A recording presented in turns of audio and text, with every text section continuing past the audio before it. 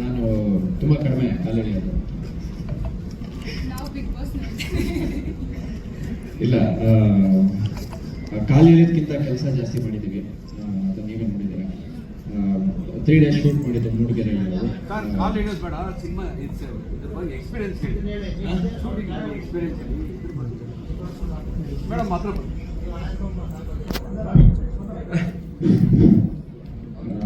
ಅದೇ ಕಾಲು ಎಳೆಯೋದೆಲ್ಲ ಕಮ್ಮಿ ಮಾಡಿದ್ದೀನಿ, ಕೆಲಸ ಜಾಸ್ತಿ ಮಾಡಿದ್ದೀವಿ.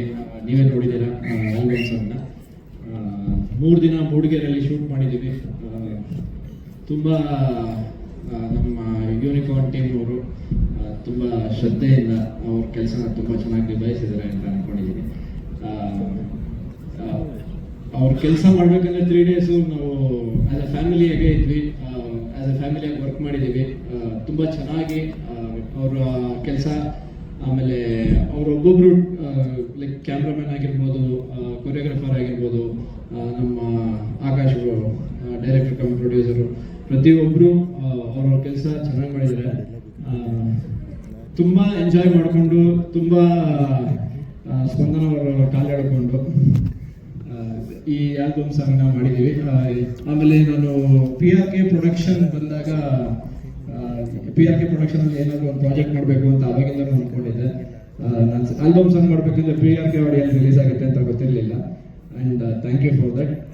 PRK ಆಡಿಯೋಲ್ಲಿ ನಂದೊಂದು ಕನಸು ನಾನು ನೆರವೇರಿಸಿದ್ದೀರಾ. PRK ಆಡಿಯೋಲ್ಲಿ ಆಲ್ಬಮ್ ಸಾಂಗ್ ರಿಲೀಸ್ ಮಾಡಿದ್ದಕ್ಕೆ ಥ್ಯಾಂಕ್ ಯು ಸೋ ಮಚ್. ತುಂಬ ಖುಷಿ ಆಗ್ತದೆ. ನೀವೆಲ್ಲರೂ ನೋಡಿದ್ದೀರಾ, ಎಲ್ರಿಗೂ ಇಷ್ಟ ಆಗಿದೆ ಅಂತ ಅಂದ್ಕೊಂಡಿದ್ದೀನಿ. ಪ್ಲೀಸ್ ಈ ಸಾಂಗ್ನ ನೋಡಿ ಸಪೋರ್ಟ್ ಮಾಡಿ. ಲೈಕ್, ಕಮೆಂಟ್ ಏನೇನಾಗುತ್ತೆ ಎಲ್ರಿಗೂ ಶೇರ್ ಮಾಡೋಕ್ಕಾಗುತ್ತೋ ಮಾಡಿ. Thank you so much.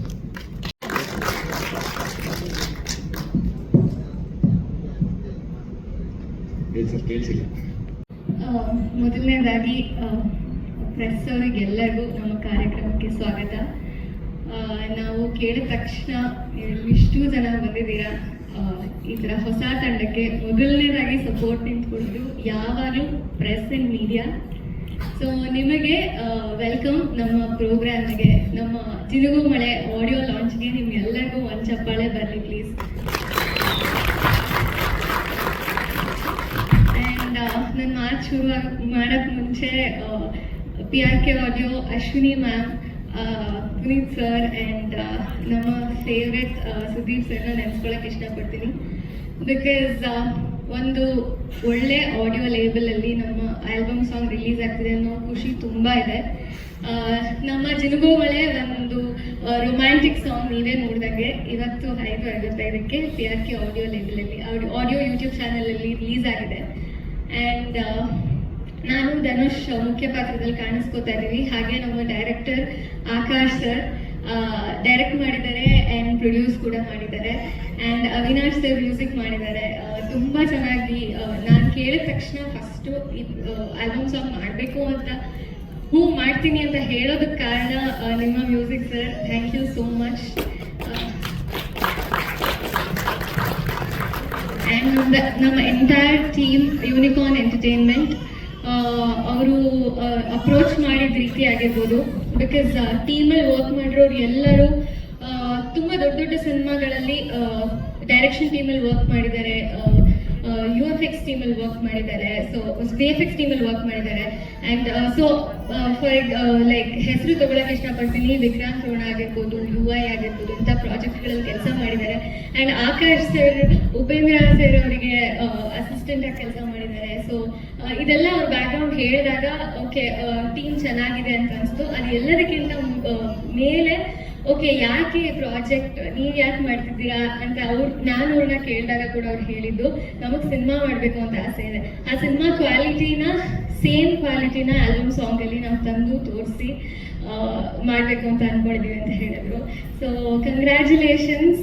Full song ನಾನು ಇಷ್ಟು ದೊಡ್ಡ ಪರದೆ ಮೇಲೆ ಇವತ್ತು ನೋಡಿದ್ದು ತುಂಬ ಚೆನ್ನಾಗಿ ಬಂದಿದೆ. ತುಂಬ ಖುಷಿ ಆಯಿತು. ಥ್ಯಾಂಕ್ ಯು ನನಗೂ ಈ ಆಪರ್ಚುನಿಟಿ ಕೊಟ್ಟಿದ್ದಕ್ಕೆ. Thank you so much Akash sir.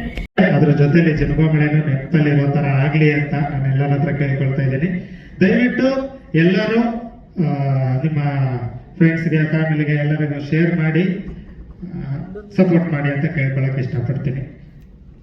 ಜನಗೋಮಳೆ ನಾವು ಮೇಕಿಂಗ್ ಮಾಡುವಾಗ ಫಸ್ಟ್ ನಾನು ಧನುಷ್ ಅವ್ರ ಹತ್ರ ಹೋದಾಗ ತುಂಬ ಚೆನ್ನಾಗಿ ಸಪೋರ್ಟ್ ಮಾಡಿದ್ರು. ಬನ್ನಿ ನಾವು ಮಾಡೋಣ, ತಲೆ ಕೆಡ್ಸ್ಕೊಂಬೇಡಿ, ನೀವು ಏನೇ ಕೇಳಿ ಅವತ್ತೇ ಕೇಳಿ, ನಾನಂತೂ 100%, ನೀವು ರಾತ್ರಿ 12 ಗಂಟೆಗೆ ಕರೆದ್ರು ಎಲ್ಲಿ ಬೇಕು ಹೇಳಿ ಅಲ್ಲಿಗೆ ನಾನು ಬಂದು ನಿಂತ್ಕೊಂಡು ನಾನು ಪ್ರಮೋಷನ್ ಮಾಡ್ಕೊಡ್ತೀನಿ, ಪ್ರತಿಯೊಂದು ಎಲ್ಲದನ್ನು ಮಾಡ್ಕೊಡ್ತೀನಿ ಅಂತ ಹೇಳಿದ್ರು.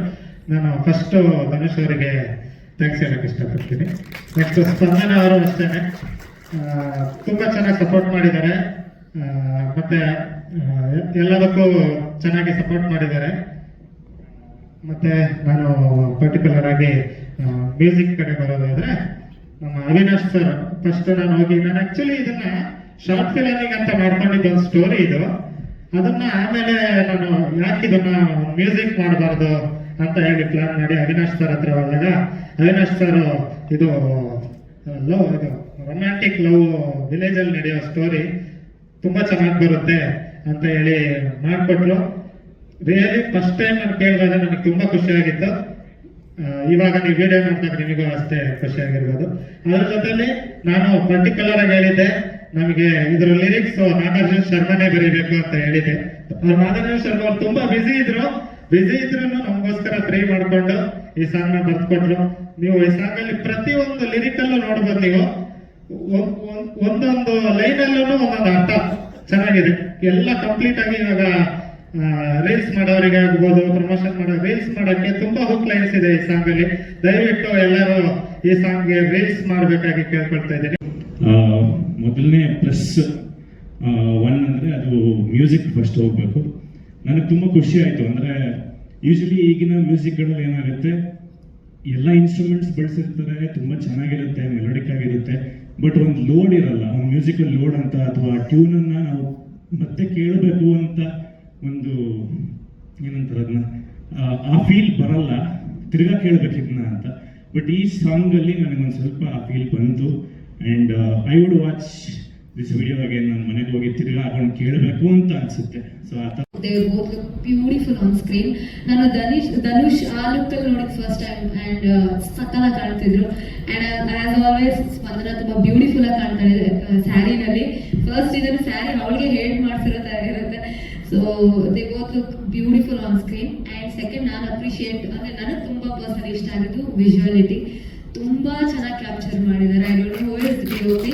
ಸೊ ನನಗೆ ತುಂಬಾನೇ ಇಷ್ಟ ಆಯ್ತು. ಅವ್ರ ಕ್ಲಿಪ್ಪಿಂಗ್ಸ್ ಆಗಿರ್ಬೋದು, ಪ್ರತಿಯೊಂದು